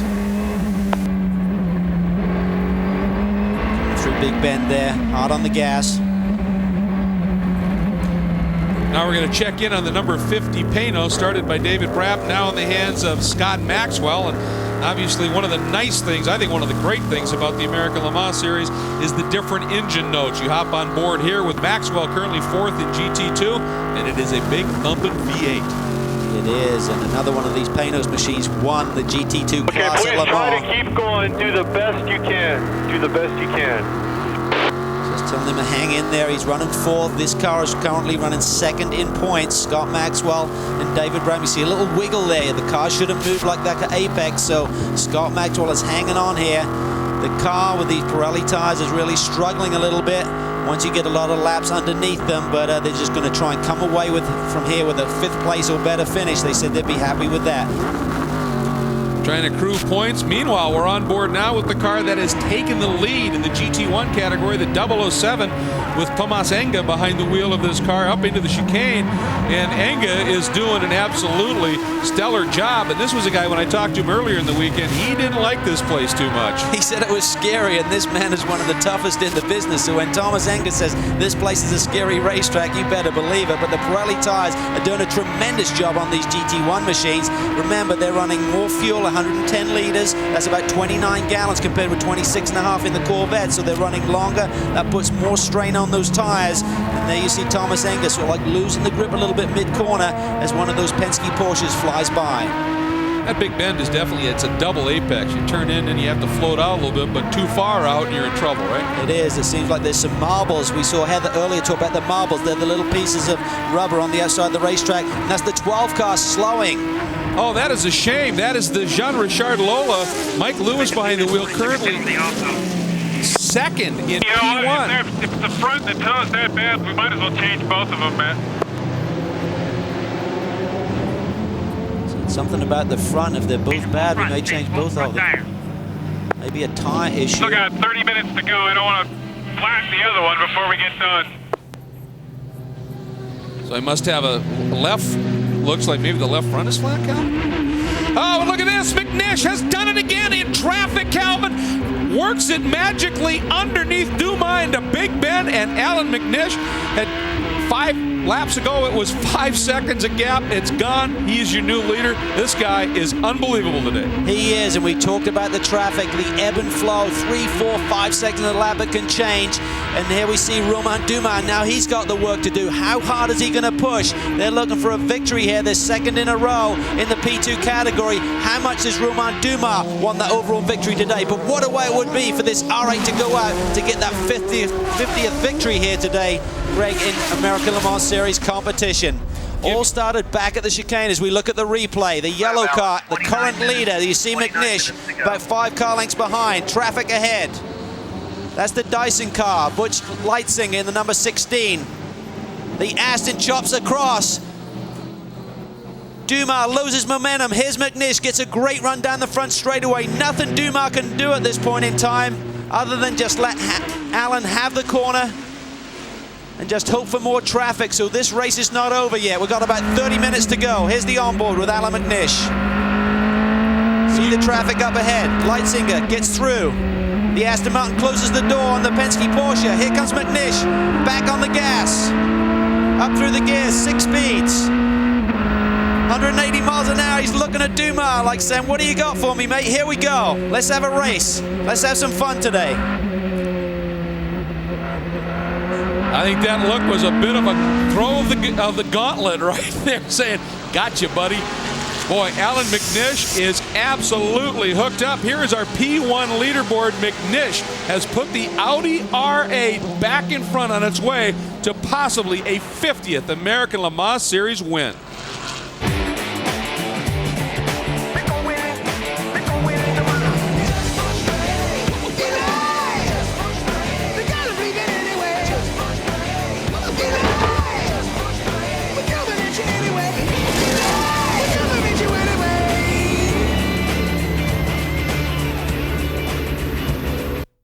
They're the Big Brother All-Stars, and we've saved the biggest twists just for them.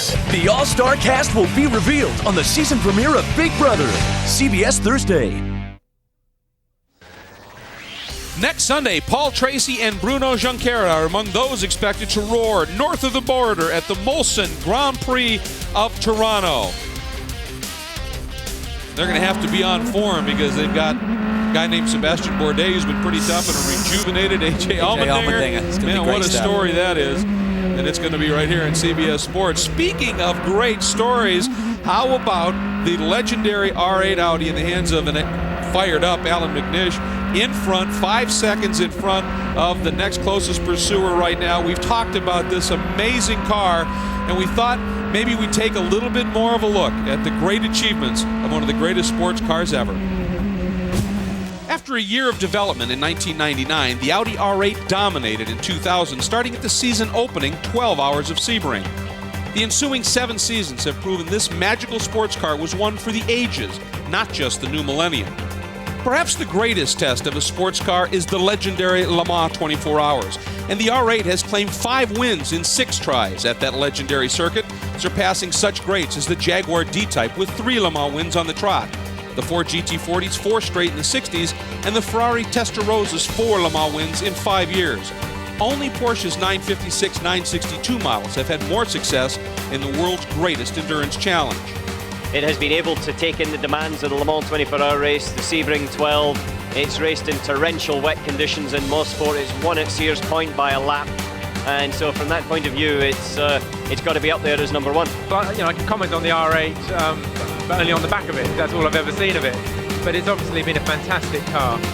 In American Le Mans Series competition, since that first win at Sebring in 2000, the R8 has racked up 49 class or overall wins in 132 starts, including 104 podiums, 6 podium sweeps, and 6 series championships. Worldwide, the R8 boasts 62 wins. It's like a racehorse with a really strong will to win, and it has a will to win. It has a spirit to win, and that spirit, it belies more than carbon, rubber, nuts and bolts, and electronics. It just seems to have more, and it has a spirit of its own. And matched today with a very spirited Alan McNish. Folks, this is a great story as you take a look at some of these achievements. ALMS, the American Le Mans Series, but that overall and that world mark, 62 overall wins, 64 class wins are in competition around the globe. This car is just amazing. And right now, McNish, in the last 2 laps, Calvin, has ballooned the margin over Dumas to 13 seconds. The last 2 laps, McNish was running in the high 47s, Dumas in the 52s. McNish has just got it done. He really does. It would be a fairy tale ending here, and it'd be great. It's a bit like Michael Jordan retiring from basketball. You know he's got a few more good games left in him, but right now the Audi squad have got some fresh legs coming in that R10 machine. We've already seen its capabilities at Sebring and Le Mans. And meanwhile, we've had some problems for the car running third in P2, the number 37 Intersport, Lola. Brian? Well, Liz Halliday with a little incident out there at the uphill corner. Liz, you've never been to Lime Rock before. What do you think of it?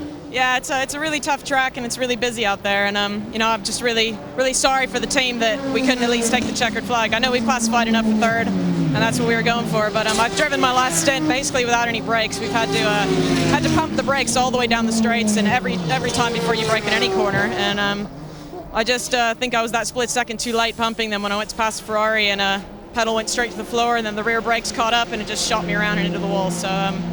You know, I guess that's what happens sometimes. Well, we've seen the evolution of Liz Halliday from last year to this year. I mean, you've grown so much in the car. You guys leading the championship. How good does it feel? Yeah, I mean, that's fantastic, and I'm so lucky to be with such a great team like Intersport. And yeah, I mean, we've had a huge evolution from last year, all the wins we've had, and you know, to be in third place next to these extremely fast Porsches is nothing to be sorry about. So you know, I'm just glad we'll still be on that podium. Nothing to be sorry about at all, and especially when you look back on the season, that win at Sebring in the P2 class, that will be remembered for a long time. Oh, without a doubt. And since Le Mans, where she ran, she's been doing some more equestrian work, a couple of one-day events and really a fundraiser for the British military. Meanwhile, in GT1, the battle is rejoined. Johnny O'Connell has closed it back up right onto the back of Tomas Enga, who has been repassed for the lead by Pedro Lamy. Those Aston Martins going back and forth, and O'Connell has closed it up right there. Those 3 cars, that is your battle for position in GT1. This is some great stuff. It really is. Johnny O'Connell was running second, then he got past, got out wide, and picked up some of those marbles, those little pieces of rubber on his tires. It took him a few laps to clean that off and get the car back up to speed. But right now, he is putting the pressure back on the Aston Martin squad. Now remember, this number 3 Corvette is not won in nearly a year. It was in Finion last summer, that Johnny O'Connell and Ron Fellows last won a race. He wants it desperately. The 4 car is out of the equation today, but he's got 2 very fast green Aston Martins right in front of him. He can see the victory. He's got to leapfrog both of these cars. Here you see it at the line, top 3 in GT1. It's that close. 15 minutes remaining. So this battle is on, and keep in mind, Pedro Lamy is only 2.5 seconds up in the last lap. 14 minutes left, 14. They've been running almost identical lap times, so for these 2 guys, that's not going to get it done, but Lamy about to hit traffic. Well, Danny Binks has given Johnny O'Connell the information that you got 14 minutes left, mate. Now, the Aston Martin squad, they may play some team orders. Maybe they're willing to give up the 007 here in terms of victory and allow the 009 to increase his margin in front. So George Howard Chappell, the team manager for the Aston Martin squad, has to do some thinking here. What does he want to achieve today? They desperately need a victory to try and get some momentum for the second half of this season. So maybe asking Tomas Enga to fall on the sword for the team, as it were. Boy, tough for him. Very, very tough indeed. Some great onboard here, boy. I'll tell you, we're loving that as well. Now, earlier in the show, we posed our Sunoco Forgotten Fact, and if you recall, it was a question about who won the first ever professional road race that occurred right here at Lime Rock Park in 1958. Well, if you guessed George Constantine, You were right. He did it in an Aston Martin DB2, and it was an ex-Works car. And by the way, he won the next race of the 4-round USAC Pro Series, the first ever Pro Series in the country. But by the end of the year, a young kid from Riverside, California named Dan Gurney ended up winning the championship. So, boy, some great history right there, and a lot of it started right here at Lime Rock.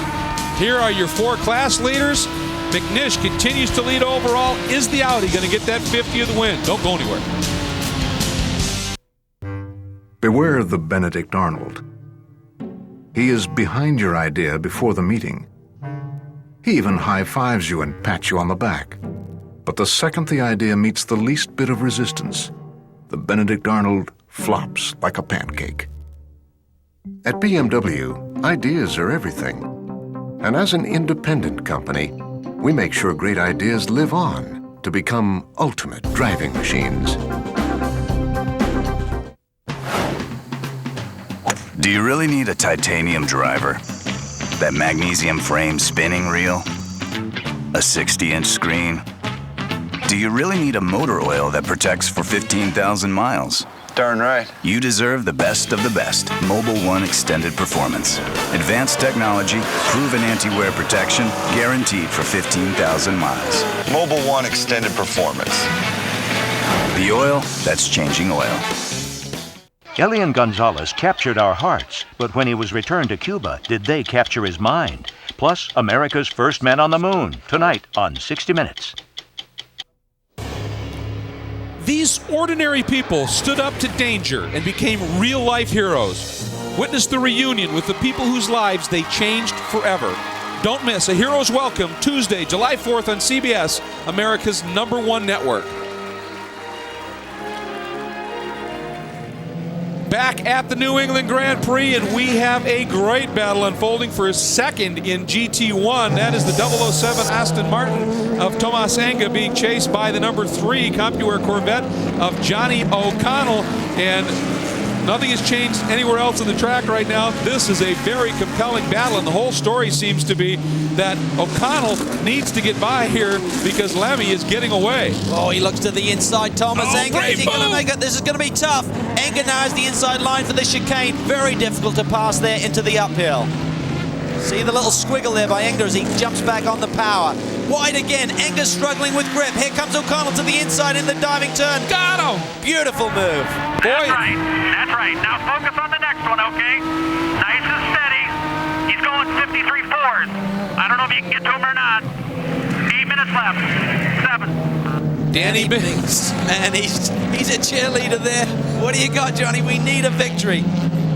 Dig, buddy, dig. And the amazing thing was that Lammy was running laps a lot quicker than Enga, so you wonder, obviously, if that team order scenario had played just a little bit. Johnny finally had enough. And great pass. Maybe Enga had reported to the team, listen, I'm starting to struggle here with the grip, and they said, well, Lammy's car is good, let him go, and then see if you can hold off the Corvette. So that's what he did for a few laps here, but now we're coming down to the wire, just under 7 minutes to go in this one. Johnny O'Connell, he will give it his all. He is so desperate for a victory here, been so disappointed many times during the last 12 months.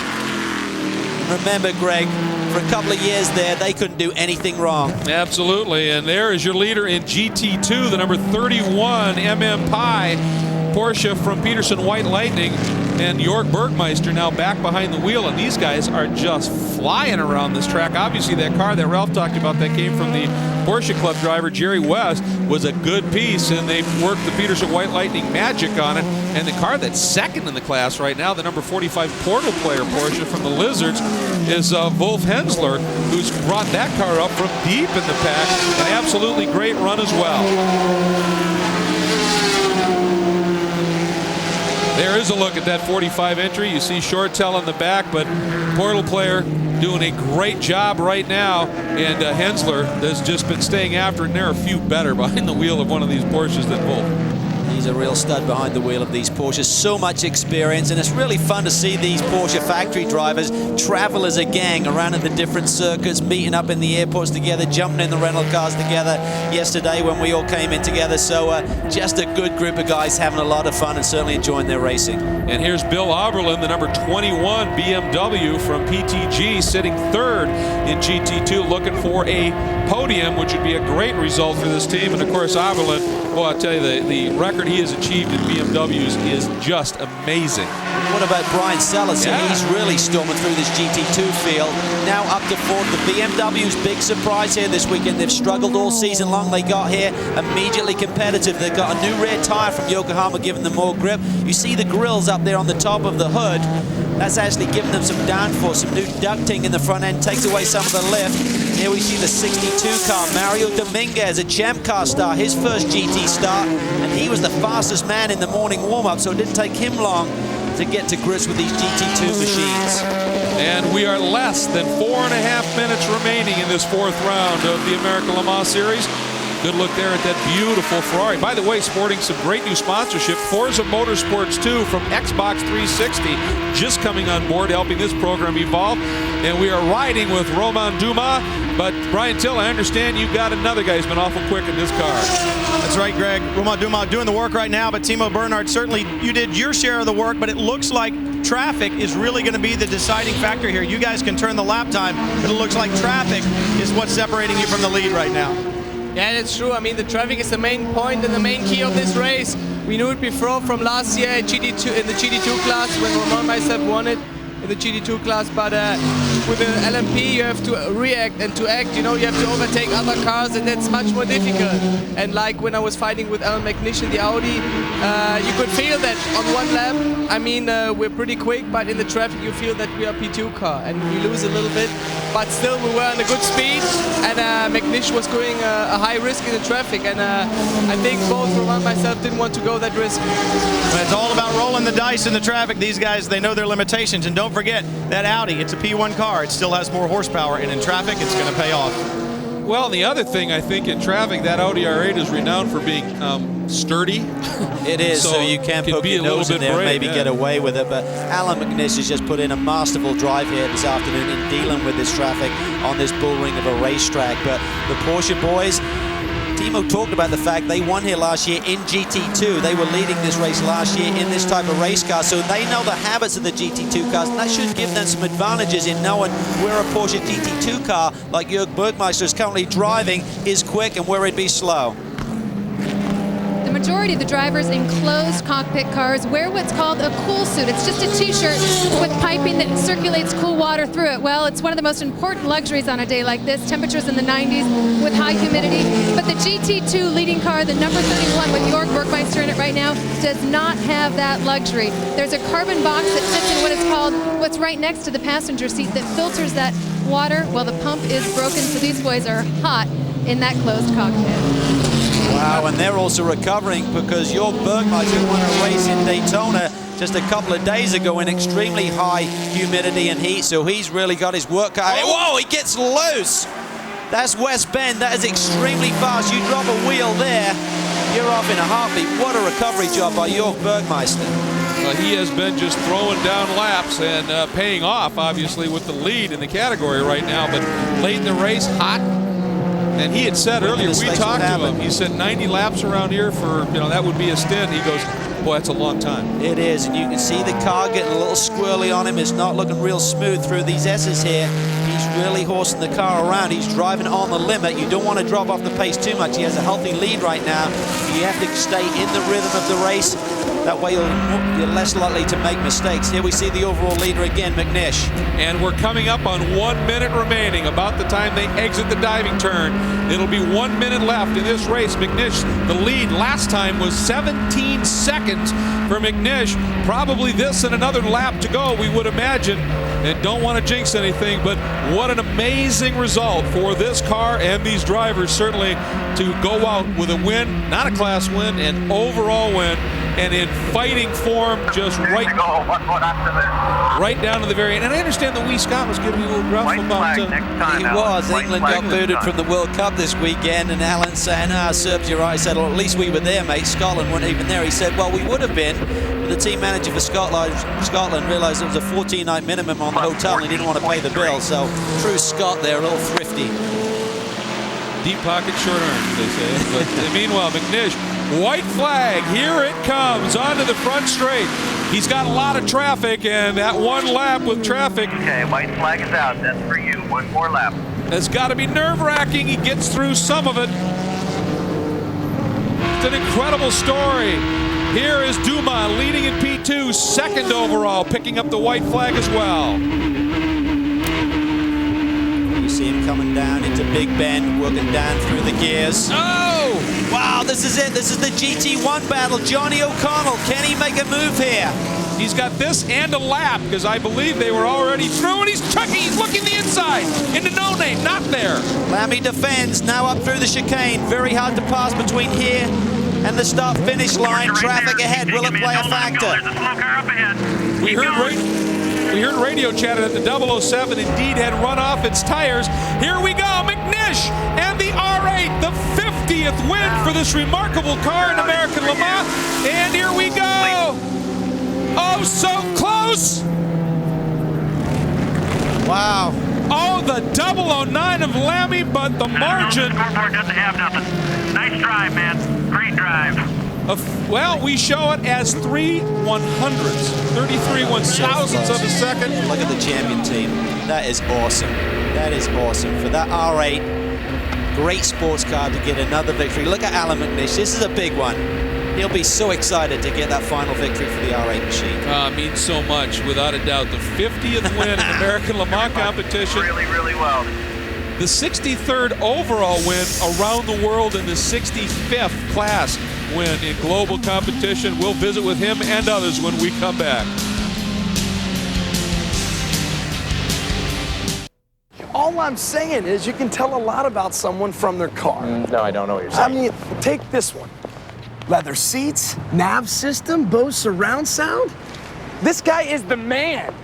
Introducing the 244 horsepower turbocharged Mazda CX-7, the SUV you never saw coming. The man. Yeah, you're the man. What? The all-new Mazda CX-7. It all comes back to